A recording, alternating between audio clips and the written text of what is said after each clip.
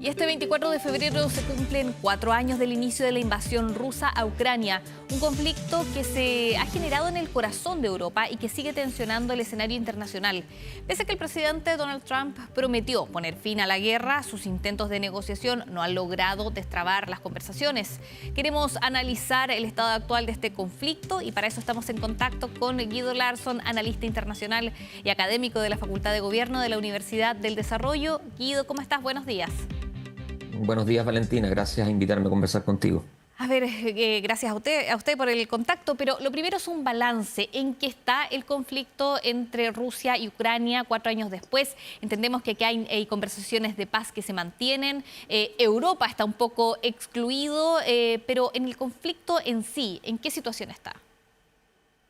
Bueno, el conflicto, pasadas las primeras 2 semanas desde su inicio, transitió rápidamente a lo que se llama un conflicto de desgaste, en el cual hay posicionamiento táctico de los activos militares de cada uno de los bandos, ucraniano y ruso, a lo largo de un frente muy extenso de casi 700 kilómetros, un poco más, y en donde el grado o velocidad de avance es realmente muy limitado. Lo que observamos es que hay ofensivas rusas que son defendidas por los ucranianos en ciertos pueblos y aldeas a lo largo del frente, infiltraciones ucranianas sobre posiciones rusas que intentan degradar la fuerza que tiene Rusia en esa posición, uso intensivo de drones, tanto para ataque ofensivo como para saturar finalmente la defensa aérea. Pero en último término, ni Ucrania ni Rusia han tenido acciones decisivas que permitan al menos abrir la trayectoria para un triunfo o una victoria militar que luego se traduce en un elemento político. Por lo tanto, si bien es cierto, Rusia tiene una ventaja hasta el momento en términos de que ha logrado la absorción del Donbass, ha capturado algunos pueblos y aldeas a lo largo del frente, el avance no ha sido ni suficientemente rápido, ni acelerado, ni con la magnitud necesaria para lograr finalmente derrotar las defensas ucranianas. Y por ende, ese, creo yo, escenario se va a mantener sin alteración durante el 2026. ¿Cómo se explica este conflicto? Porque recuerdo hace 4 años atrás, cuando se dio la invasión de Rusia a Ucrania, se hablaba, o el objetivo aparente de Putin era un conflicto rápido, lograr sus objetivos de manera que esto fuera un conflicto de solo unos días, pero finalmente se estancó en esta especie de equilibrio que hemos visto, todo muy entre comillas, en 4 años. Si uno hace el análisis del inicio del conflicto, hay varias cosas que funcionaron mal para la Federación Rusa. Desde luego, la primera y la más evidente tiene que ver con toda la logística militar que falló de manera estrepitosa. Segundo, de que la inteligencia fue inadecuada, subestimaron por ende la capacidad de resistencia de los ucranianos. La lógica era que se avanzaban rápidamente hacia los centros urbanos ucranianos, el apoyo de la población y de la misma política para la defensa colapsaría de forma inmediata y eso se traduciría entonces en un cambio de régimen, algo que no ocurrió. Y en tercer lugar, de que de manera relativamente rápida, tanto europeos como norteamericanos lograron entregar a Ucrania insumos clave para esa resistencia inicial, después de lo cual obviamente las Fuerzas Armadas ucranianas lograron estabilizar la situación y lograron defender obviamente el frente, pero con un costo bien significativo, que fue la pérdida de toda Ucrania oriental a manos de la Federación Rusa. Después de eso, como tú bien dices, ha habido un problema para la Federación Rusa en términos de que no quieren magnificar la utilización de su poder porque temen de que eso pueda incentivar la entrada de europeos y eventualmente norteamericanos, algo que a mi modo de ver no va a ocurrir, pero al menos creo yo que ese es el escenario ruso.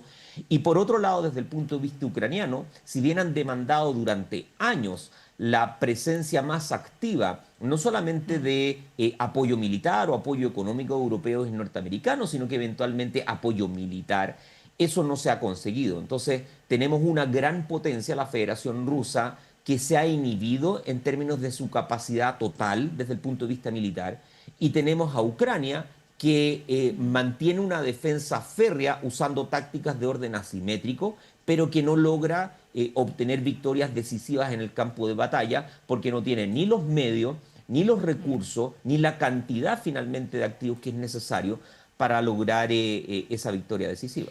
Hace unas horas habló el presidente de Ucrania, el presidente Zelensky, y dice que Putin no logró su objetivo, que ellos han perseverado en Ucrania, han preservado Ucrania, y además se señala que aquí Zelensky sigue presionando por entrar a la Unión Europea.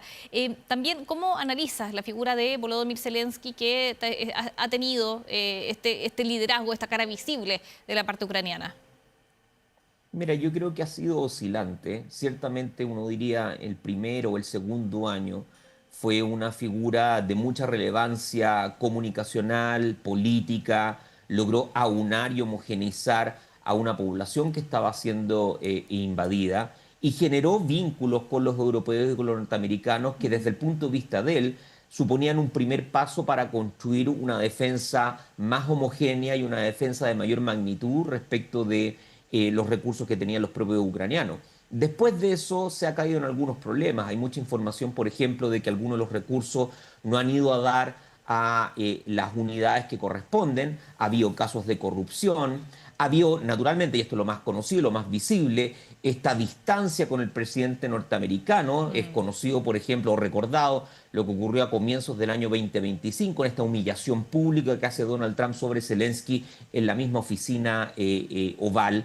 Y por ende, desde dentro de Ucrania, y algunos analistas europeos también, dicen de que tal vez un modo, un mecanismo de entregar ímpetu adicional a la defensa ucraniana es con un cambio de régimen. Ahora, el propio Zelensky dice de que no se pueden llevar a cabo elecciones de ningún tipo porque básicamente el país está bajo ley marcial y bajo ley marcial no se puede llevar a cabo elecciones. Pero creo yo que su figura ha tendido a disminuir, si se quiere, en su efecto diplomático y político y no ha sido capaz, creo yo, Zelensky, abordar dos grandes problemas que tiene hoy día las Fuerzas Armadas ucranianas. Uno, el elemento de reclutamiento. Ucrania necesita urgentemente mayor cantidad de rotación de sus unidades y eso no ha sido posible porque ha habido mucha inhibición finalmente en reclutar. Y segundo, que es algo que ha sido informado desde el propio frente, de que las fuerzas ucranianas están completamente agotadas. Y al estar agotada ha habido procesos de deserción masivo que no han logrado equilibrarse con nuevas tropas debido al problema inicial. Me parece a mí de que la capacidad que tenga Zelensky de lograr forzar la mano estadounidense en particular es muy limitada y por esa misma razón creo yo que la trayectoria de este año es más o menos una mantención de lo que veníamos observando con anterioridad. Eso, Una Guido. guerra de desgaste y con mantención en el frente en las líneas. Lo que escucho en tu análisis es que no ves una pronta salida del conflicto, más allá que se hable de estas conversaciones de paz, de estas conversaciones semanales, en donde quienes tienen un protagonismo parecen ser Estados Unidos, Rusia y en alguna parte Ucrania, y Europa está bastante excluido de esto. Sí, yo soy de la impresión de que las negociaciones no van a dar resultado, básicamente por dos razones. Desde el lado de la Federación Rusa, porque calcula de que Ucrania está en un proceso de debilitamiento continuo, que Estados Unidos y Europa no van a aportar más de lo que ya han hecho para defender a Ucrania. Y por ende, si logran mantener la resistencia, la rotación y la mantención del frente, es cosa de tiempo para la obtención de sus objetivos políticos. Y desde el punto de vista de Ucrania, no es que no quieran negociar, ni tampoco de que no quieran llegar a acuerdo, pero entienden que para llegar a acuerdo deben al menos lograr que los Estados Unidos se comprometa con la defensa de Ucrania. Y Donald Trump ha sido muy resistente a tener un acuerdo de compromiso con la defensa ucraniana, porque por lo demás, Trump ha dado muestras de que puede firmar algo y luego desahuciar ese acuerdo si es que no va con los intereses de su propio gobierno. Entonces, creo que los incentivos están mal posicionados y eso en alguna medida hace de que la negociación se debilite, probablemente fracase y eso lleve entonces a la mantención de la guerra en las condiciones que hemos estado conversando. ¿Cuánto ha influido Trump, la entrada de Donald Trump al gobierno de Estados Unidos en este conflicto? Porque hace 4 años quien estaba en la Casa Blanca era Joe Biden, ¿no? Que apoyó, por lo menos en lo comunicacional, entiendo que también de otras formas al gobierno de Ucrania, pero Donald Trump llega con otra mirada. Sí, sin ser una figura totalmente decisiva, es relevante, básicamente porque está dispuesto a entregar concesiones territoriales a la Federación Rusa. De hecho, el marco de negociación actual es uno donde Rusia queda con la totalidad del Donbass y con Crimea. Y eso es algo que obviamente desde el punto de vista de la Federación Rusa es muy significativo. Donald Trump tiene mucho interés en recomponer particularmente las relaciones comerciales con la Federación Rusa, y para eso entonces se encuentra en una posición donde necesariamente los objetivos políticos ucranianos se ven degradados. No hay que olvidar de que para Ucrania hasta ahora la adquisición del Donbass y de Crimea es ilegítimo. Tienen el interés de que la Federación Rusa retroceda hasta al menos la frontera existente al año 2022, negociar eventualmente Crimea, pero no aceptar esta anexión unilateral que realizó Putin en septiembre del año 2022. Y en ese contexto, Donald Trump parece estar incómodo, de hecho, con la mantención de la guerra, tener interés en resolverla rápidamente, y si para eso la moneda de cambio es pérdida territorial ucraniana, pareciera ser que todas las señales indican que está dispuesto a aceptarlo. ¿Cuál es el objetivo ruso? Porque acá, Guido, me has descrito, claro, para Ucrania es importante volver a lo que era el 2022, pero hace un momento me decías, Rusia a lo mejor no le conviene en este minuto, ¿cierto?, llegar a un acuerdo de paz por cómo está Ucrania y para lograr sus objetivos. ¿Cuál sería un triunfo para Rusia o lo necesario para terminar con este conflicto? Yo creo que son básicamente tres cosas. Número uno, la anexión total del Donbass. Hoy día hay sectores a lo largo del frente en el Donbass, la zona de Ucrania Oriental, que están siendo infiltradas, que están siendo atacadas, donde Ucrania tiene avances y retrocesos. Bueno, para la Federación Rusa, esa franja de territorio debiera pertenecerles desde su propio punto de vista. También la anexión de Crimea y reconocimiento de esa anexión por parte de la comunidad internacional. Y tercero, la garantía de que Ucrania no va a ingresar ni a la Unión Europea ni a la OTAN. Es decir, con la sola descripción, creo yo, de estos tres elementos, queda bastante claro que para la Federación Rusa hay objetivos maximalistas que busca alcanzar y que pretende alcanzarlo desgastando por un tiempo o por un periodo considerable a Ucrania. Y creo yo, de que si es que ese tipo de desgaste se mantiene con suficiente magnitud en el tiempo, tarde o temprano, ni los europeos, los norteamericanos y los propios ucranianos van a decir es momento entonces de ceder, porque es una guerra que no es posible ganar. Hasta el momento no ha habido ese tipo de aceptación, pero el problema, creo yo, y el dilema es que si la guerra se extiende, es posible que ese objetivo político que hoy día la Federación Rusa tiene se amplíe para ir más allá del Donbass. Entonces se entiende obviamente la ambivalencia. Si negocio ahora, bueno, no tengo garantías de mi defensa en el futuro, se legitima la acción de la Federación Rusa y se adquiere entonces territorios que habían pertenecido a Ucrania. Pero si no negocio ahora y extiendo la guerra, tengo el problema que en el futuro la concesión territorial puede ser aún mayor. Y ese es gran parte del dilema que está enfrentando el gobierno ucraniano. Guido, ¿por qué es importante el Donbass, por ejemplo, para Rusia? ¿Por qué es importante Crimea también para poner en contexto por qué estas zonas las busca Rusia? Bueno, partamos con lo segundo. Crimea, la península, tiene, creo yo, dos relevancias para Rusia. La primera es que tiene una población ruso parlante y que por ende, desde el punto de vista ruso, tiene una identidad étnica y cultural que bajo una lectura revisionista de la historia buscan adquirir. La segunda es la relevancia geopolítica o geoestratégica de la zona, ya que Crimea conecta a partir de un puente con Rusia propiamente tal y entrega una salida al Mar Negro, ¿no? Mar Negro que luego conecta eventualmente bajo los distintos pasos con el Mar Mediterráneo. Entonces es, por así decir, la manera en que Rusia puede proyectar su propio poder hacia Europa. Y desde el punto de vista del Donbass es relevante porque no hay que olvidar cuál es la narrativa rusa de por qué se llega a la guerra. La narrativa rusa es que hubo una ampliación de la OTAN con dirección al este.